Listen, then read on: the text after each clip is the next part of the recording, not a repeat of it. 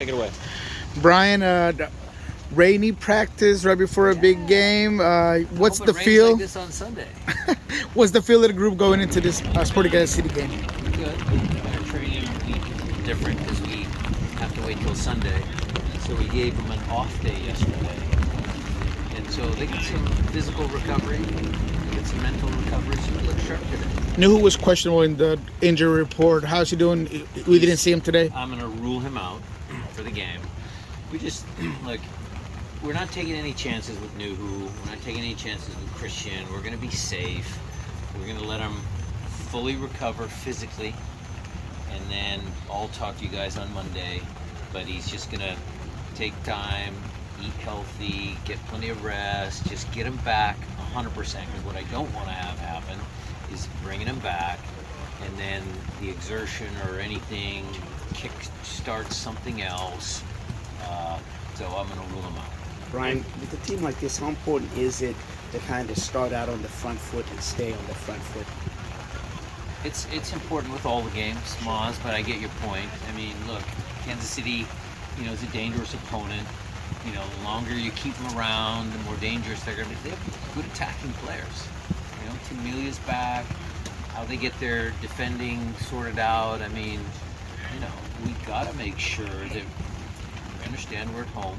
We want us to try and score early, try and control tempo, but it'll be a challenge. And because we were a number of weeks ago when you went down there, how much can you take from that Portland win? Well, Jackson, it's a good question. I would answer it as they're a systems-based team. He's 4-3-3. Peter's played like that for as long as I've known him. So the players change things a little bit, but the system is the same. So we know how they like to play.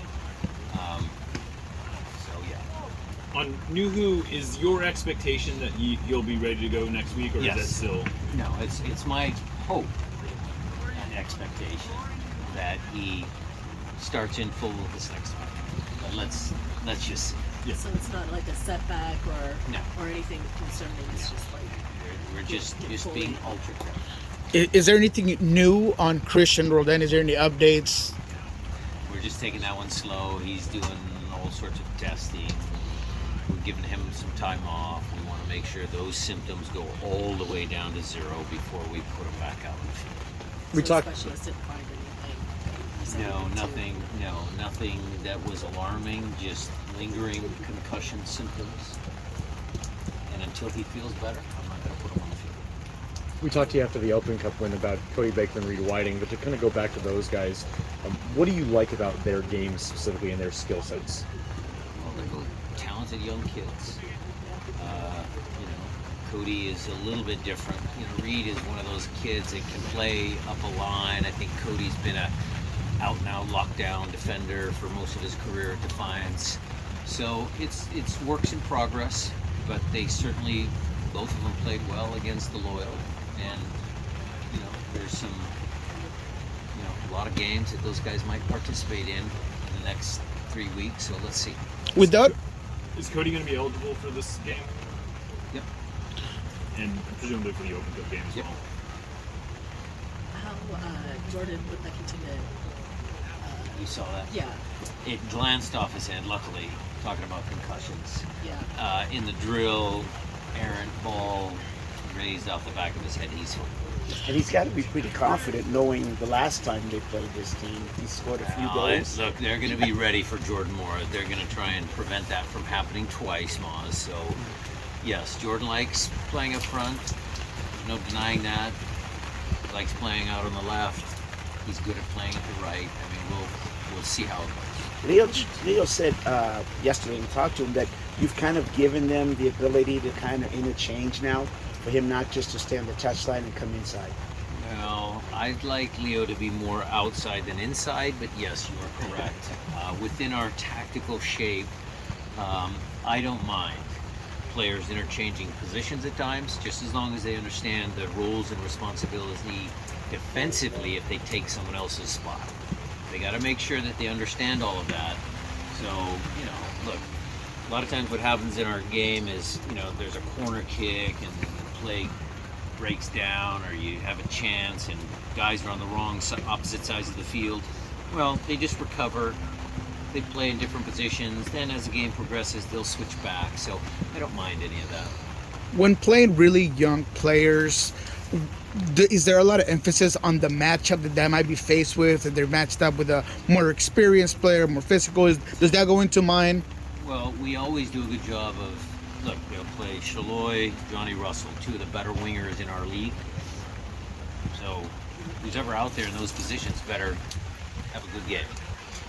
What did you think of Jordan? He apologized for doing a number count last time. It was a little showboating. Did you have an opinion, I guess, about him apologizing? No, I mean, look, Jordan's a super nice kid. Whether he apologized, didn't apologize, did someone get him to that boiling point? I think that's a non-issue.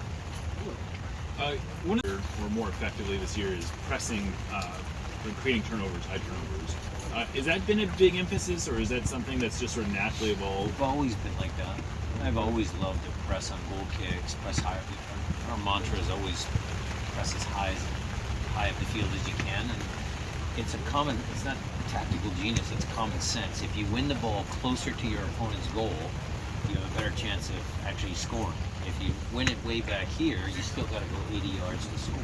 So that's just common sense. To piggyback off that, when you start that line of confrontation that high, it seems like this year's has it been more effective, or it just looks, is there more sound this year? I don't know. I don't know, I have to look into that. I'd have to look at how many transition goals we've scored from winning balls higher up the field, but it's an effective way to play for sure. I think teams all around the world, our league, they all like to press high.